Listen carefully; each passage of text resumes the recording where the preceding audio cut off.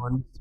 और आज के इस वीडियो लेक्चर में हम जिन बिंदुओं पर चर्चा करने वाले हैं, रचना शिक्षण, अर्थ, महत्व, उद्देश्य और प्रकार। तो हम आज के इस वीडियो लेक्चर में जानेंगे कि रचना शिक्षण होता क्या है, उसका महत्व क्या है, उद्देश्य क्या है, उसके प्रकार कौन कौन से हैं। तो हम शुरू करते हैं।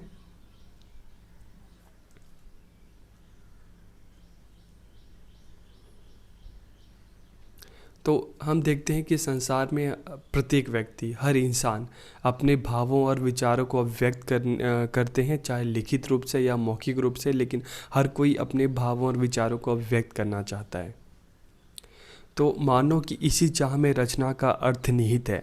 सीधे व सरल शब्दों में अगर हम बात करें तो भाषागत प्रकाशन को ही रचना कहते हैं। भाषागत प्रकाशन का मतलब है कि आपके अपने विचार, चाहे लिखकर या चाहे बोलकर, जब उसको दूसरों के सामने आप प्रकट करते हो तो उसे हम कहते हैं भाषागत प्रकाशन।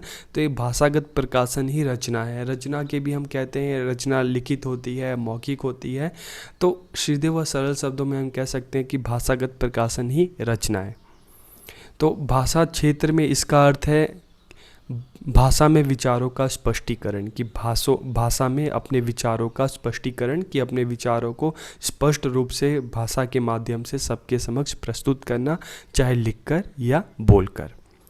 तो भाषा शिक्षण के विभिन्न उद्देश्यों में से एक उद्देश्य विद्यार्थियों को अपने भावों, विचारों को प्रभावशाली ढंग से प्रकट करने की योग्यता विकसित करना। तो भाषा शिक्षण का एक उद्देश्य है कि बच्चा जो है, विद्यार्थी जो है, अपने भावों और विचारों को प्रभावशाली ढंग से प्रकट कर सके, इस तरह की योग्यता बच्चों में विकसित करना है। तो अतः इन्हीं उद्देश्यों की पूर्ति हेतु उसे शुरू से ही रचना कार्यों की ओर अग्रसर किया जाता है। तो आप अगर बचपन में आप देखते होगे ना, तो बचपन में बच्चों को किस तरह से बच्चों की से रचनाएं करवाते हैं। जैसे आपको याद होगा, आपको शब्द देंगे, शब्द से आपको वाक्य बनाने होंगे। आपको चित्र दे दिया जाएगा, मेले का चित्र, बाजार का चित्र, आपको चित्र देखकर वाक्य बनाने हैं। ठीक है। आपको कोई एक चीज़ दी जाएगी, पेड़ दे दिया जाएगा या कोई पशु दे दिया जाएगा, आपको उसके बारे में निबंध लिखना है। तो आपको पत्र लिखना है। तो बचपन में इन्हीं जैसे पत्र है, निबंध है, शब्द के माध्यम से, तो इन्हीं के द्वारा क्या किया जाता है कि बच्चों से रचना करना बचपन से ही सिखाया जाता है। तो बच्चा क्या होता है कि अपने विचारों को या तो बोलकर या लिखकर प्रकट करता है, और उसका यही जो भाषागत प्रकाशन है, इसी को हम क्या कहते हैं, रचना कहते हैं।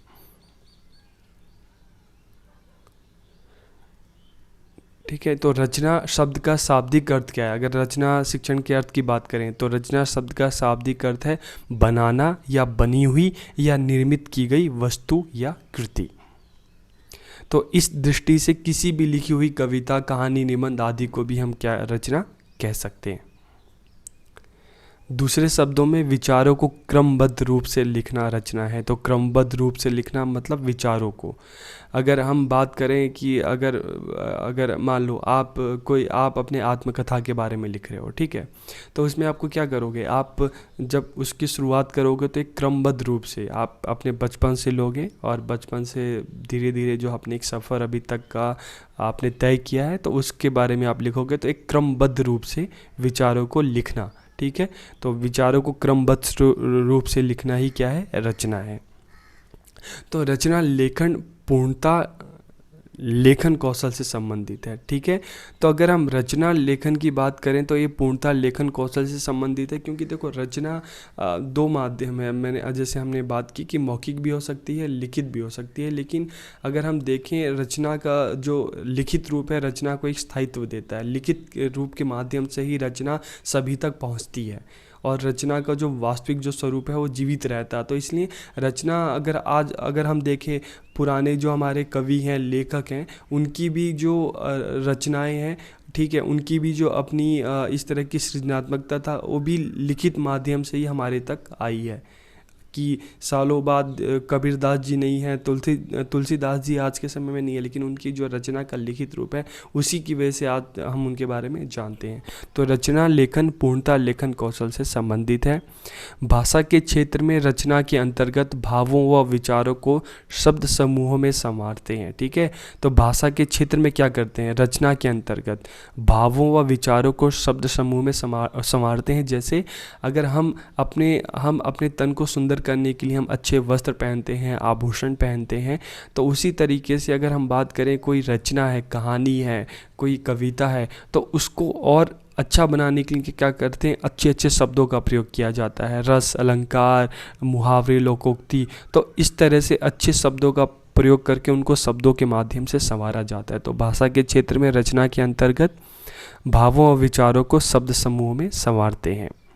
ठीक है, जब एक लेखक शब्द, वाक्य, लोकोक्ति, मुहावरों का आश्रय लेकर व्याकरण सम्मत नियमों में बंधकर लेखन के सहारे अपने आंतरिक भावों को प्रकट करता है, तो उसे हम क्या कहते हैं, रचना कहते हैं। ठीक है, तो एक बार और आप समझ लीजिए कि जब कोई लेखक, ठीक है, शब्द, वाक्य, लोकोक्ति, मुहावरों का आश्रय लेकर इनके माध्यम से व्याकरण सम्मत नियमों में बनकर, कि हिंदी के व्याकरण के जो नियम है उसके अनुसार लेखन के सहारे अपने आंतरिक भावों को लेखन के माध्यम से जब प्रकट करता है, तो उसे हम क्या कहते हैं, रचना कहते हैं।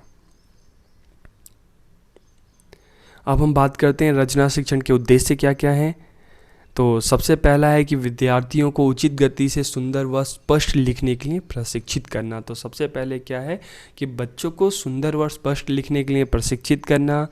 ठीक है, फिर विद्यार्थियों को अपने लेखन में शब्दों, सूक्तियों, मुहावरों और लोकोक्तियों का उचित प्रयोग कर सकने योग्य बनाना, कि विद्यार्थियों को इस योग्य बनाना कि जब विद्यार्थी खुद से लिखना शुरू करें तो वो शब्दों का, सूक्तियों का, मुहावरों का और लोकोक्तियों का अपने हिसाब से उसको सही से प्रयोग कर सकें अपने लेखन में।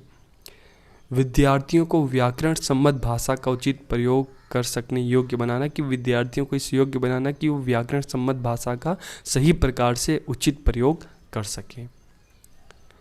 और विद्यार्थियों को लेखन की विभिन्न शैलियों से परिचित कराना, कि लेखन की जो अलग अलग जो शैली है उससे विद्यार्थियों को परिचित कराना। चाहे अगर हम बात करते हैं पत्र हो गया, निबंध हो गया, संवाद हो गया, पटकथा लेखन हो गया, ठीक है, कविता लेखन हो गया, तो इस तरह की जो विद्यार्थियों को लेखन की जो अलग अलग जो शैलियाँ हैं उनसे परिचित करवाना।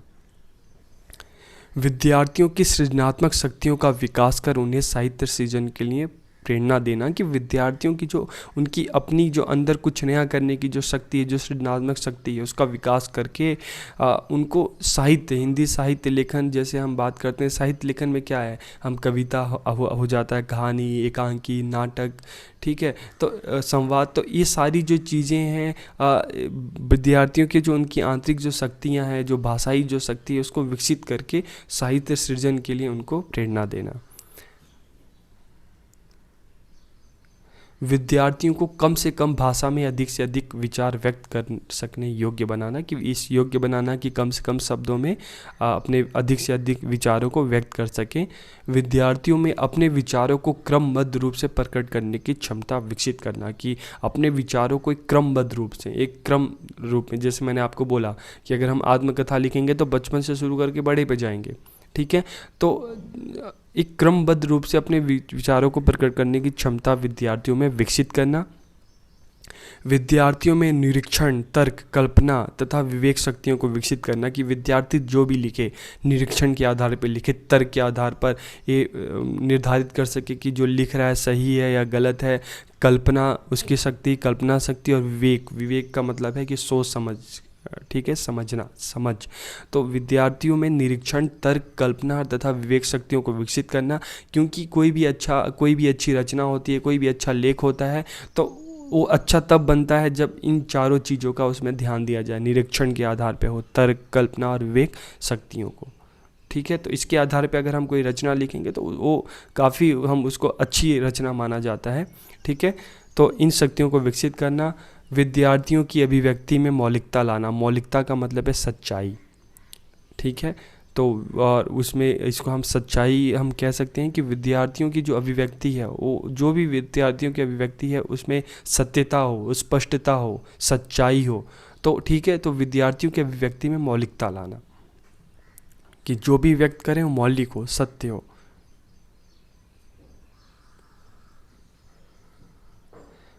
अब रचना शिक्षण के महत्व की हम बात करते हैं तो रचना लेखन कौशल की महत्वपूर्ण सीढ़ी है। कि अगर हम बात करते हैं लेखन कौशल, तो हम लेखन कौशल की महत्वपूर्ण सीढ़ी है, क्योंकि जितनी भी रचनाएं हम देखते हैं उसमें जो प्रत्यक्ष रूप से उस पर लेखन कौशल का ही असर रहा है। लेखन के बिना कोई भी रचना, आज हम जब अलग अलग कवियों की, साहित्यकारों की जब हम रचनाएं पढ़ते हैं तो वो क्या है कि लेखन के माध्यम से ही उन्होंने अपनी रचना को दुनिया के समक्ष रखा, प्रस्तुत किया। ठीक है, तो रचना लेखन कौशल की महत्वपूर्ण सीढ़ी है। तो हिंदी शिक्षण की प्रक्रिया में भी इसका सर्वाधिक महत्वपूर्ण स्थान है। आप कहानियाँ आप पाठ्य पुस्तक हम देखें, उपन्यास देखें, हिंदी की जितनी भी पुस्तक देखें, लेखन के माध्यम से ही आपके समक्ष वो आती है। ठीक है, तो हिंदी शिक्षण की प्रक्रिया में इसका सर्वाधिक महत्वपूर्ण स्थान है। विद्यार्थी उचित गति से सुंदर व स्पष्ट लिखना सीखते हैं। ठीक है, बचपन से ही बच्चों को सुंदर व स्पष्ट लिखने के लिए, चाहे हम निबंध की बात कर रहे हैं, हम पत्र लेखन की बात करते हैं, ठीक है, हम कल्पना के आधार पर रचना की बात करते हैं, हम चित्र के आधार पर रचना की बात करते हैं, तो बचपन से ही अब विद्यार्थी जो है सुंदर व स्पष्ट लिखना सीखते हैं। और विद्यार्थी अपने लेखन में शब्दों, सूक्तियों, मुहावरों और लोकोक्तियों का उचित प्रयोग करना सीखते हैं। बचपन से ही चीज़ें बच्चों को सिखाई जाती है। विद्यार्थी व्याकरण सम्मत भाषा का उचित प्रयोग करना सीखते हैं। विद्यार्थी लेखन की विभिन्न शैलियों से परिचित होते हैं। जैसे मैंने आपको बताया कि लेखन की शैलियाँ, संवाद हो गया, पत्र लेखन, निबंध लेखन, ठीक है, नाटक, एकांकी, और इसके अलावा जैसे पटकथा लेखन हो गया। तो ये लेखन की जो अलग अलग शैलियाँ हैं इससे परिचित होते हैं। विद्यार्थियों की सृजनात्मक शक्तियों का विकास होता है इससे। विद्यार्थी कम से कम शब्दों में अधिक से अधिक विचार करने योग्य बन जाते हैं। और विद्यार्थियों में अपने विचारों को क्रमबद्ध रूप से प्रकट करने की क्षमता विकसित होती है। और विद्यार्थियों में निरीक्षण, तर्क, कल्पना तथा विवेक शक्तियों का विकास होता है। तो ये रचना शिक्षण के महत्व थे। और रचना के प्रकार की हम बात करते हैं तो जैसे अभी हमने बात की कि रचना के 2 प्रकार होते हैं। मौखिक रचना, जब व्यक्ति बोलकर अपने विचारों को प्रकट करता है तो उसको मौखिक रचना कहते हैं। और लिखित रचना, जब व्यक्ति अपनी अभिव्यक्ति को लिखकर प्रकट करता है तो हम इसको कहते हैं लिखित रचना। ठीक है, तो आज के इस वीडियो लेक्चर में इतना ही। अब अगले वीडियो लेक्चर में इसका जो दूसरा भाग है कि रचना शिक्षण की विभिन्न विधियां कौन कौन सी हैं, तो हम उसके बारे में बात करेंगे। तब तक आप सबको बहुत बहुत धन्यवाद। भविष्य के लिए आपको बहुत सारी शुभकामनाएं।